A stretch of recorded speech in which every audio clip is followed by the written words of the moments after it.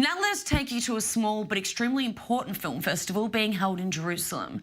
It's called the 49% Festival, and it shines a light on the 49% of the population who are the disruptors of their societies and catalysts of social change. I'm talking about women, and whilst they make up half the population, they only make up 32% of national parliamentarians worldwide, 4.8% of CEO positions at S&P 500 companies, less than 30% of researchers worldwide, 24% of protagonists in Hollywood films, and 24% of persons heard, read or seen about in newspapers, television and radio news. The 49% Film Festival's mission is to develop, advance and promote women's stories through film and media. And to tell us more about it, I'm joined in studio by Paula Queskin, human rights attorney and documentary filmmaker and founder of the Film Festival.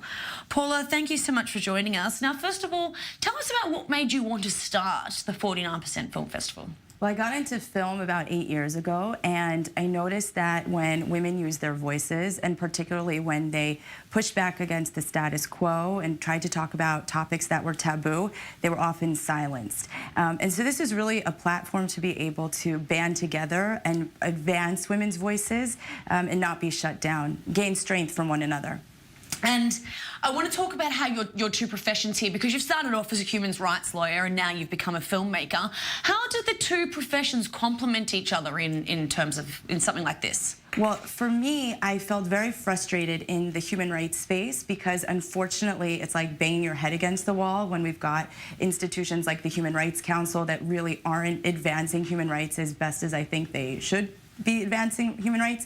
So to me, we live in such a media-dominant society, and people make their choices and people change their perspectives with the media, as you know. And so to me, it's such a natural fit to harness the power of media and film to open up people's eyes and change their minds. Absolutely.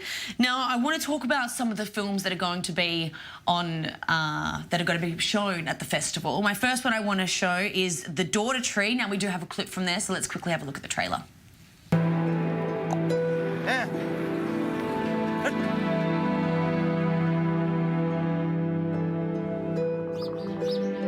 आगे फिर या कमी होगी, लड़कियों की कमी होगी, उसमें फिर उतनी भी परेशानी आई, बेजना बन जंदा भी ठीक था।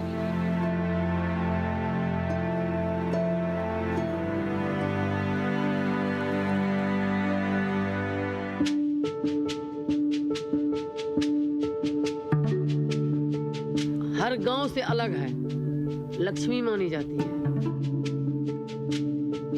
और बेटी के लिए कितना उत्साहित हो के वही पेड़ से जो फल होता है, फल को बेच के बच्चे को पढ़ाते हैं, लड़की को, और आगे बढ़ाते हैं। शादी विवाह है, 5 साल 10 साल का बेच लिए।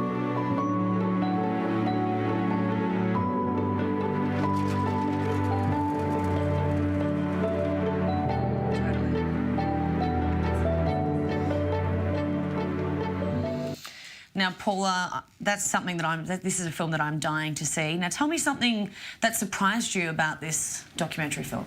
Well, the filmmaker, Rama Rao, she's actually coming to Jerusalem to present the film. And she filmed this entire documentary over the course of 6 years. Wow. And every time she went back to India, something new unfolded for her. And it really tells the story of this powerful midwife who's going against the grain. So it's the idea that one person can really make a difference. Absolutely, that's another strong message. I'm really looking forward to seeing that one. Now, another film that is going to be a bit of a highlight is How to Be a Good Wife. That's an unusual title. Let's take a look. Pensez-vous que nous arriverons à sauver l'école? Si nous ouvrions un nouveau compte à votre nom. Vous dire que j'aurai un carnet de chèques à mon nom. Elle m'a dit d'aller siffler là-haut sur la colline. Une bonne épouse se concentre sur ses tâches ménagères. Je veux te revoir. Non! Afin de ne pas céder à toutes ses tentations. En 2 mots, mains occupées, mauvaise pensée chassée.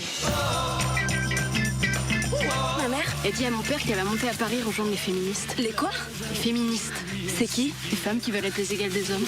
Vous faites de nous des boniches, comme vous. Je veux vivre, moi. Je veux être libre. Les mains en l'air, on se tire! Je veux pas que tu sois mon esclave, je veux faire ma vie avec toi. Si ça peut te rassurer, sache que je suis un as du repassage et que je fais très bien la cuisine. Tu sais faire la cuisine, toi?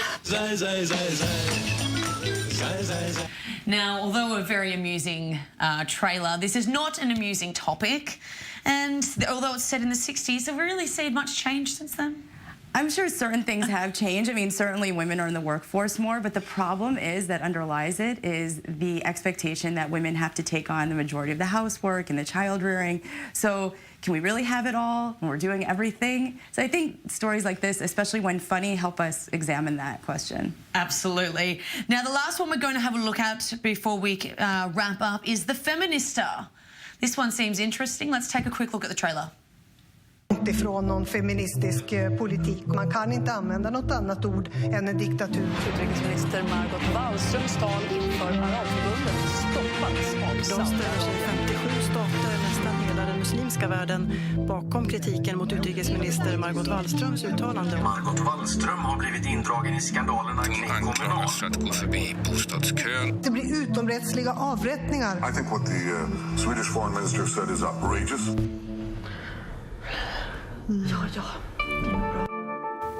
Så det är klart att det nöter på en, men det är ju sånt som... Det har ju varit extremt högt tempo, får man säga också. Där var det. Rent personligt så är det en ensamhet i allt detta. Och det kan ju ibland överfalla en. Man kan vara på något hotellrum någonstans och så en kväll och bara tänka så här, men vad gör jag? Eller bara alltså, känna sig väldigt utkastad någonstans. Now, the role of women in politics is extremely important, so I can understand why you would want to pick this one, but do tell us why you've chosen to put this in the festival. So Margot Wallström is the former foreign minister of Sweden, and she was promoting a feminist foreign policy, and I couldn't agree more with that idea. I think if you get women at the decision-making tables, you'll see a really profound change, and we really need it. So I hope this film inspires people to get involved. And we hear there's some voices in that clip, some very famous voices that we do know here, including Benjamin Netanyahu, rather. Why are these people involved in these films? So it's interesting because you see these controversies that played out over the news media, these diplomatic frays, and you see it through her eyes and how it affected her, how it took a personal toll on her as well. So it's a really lift the curtain kind of look at what happens behind the scenes of these diplomatic issues. And very quickly, what are the dates and location of the festival for anyone who wants to come down and see some of these films? So it takes place all at the Jerusalem Cinematheque, March 3rd, 4th, and 5th, and you can just go to their website and purchase tickets.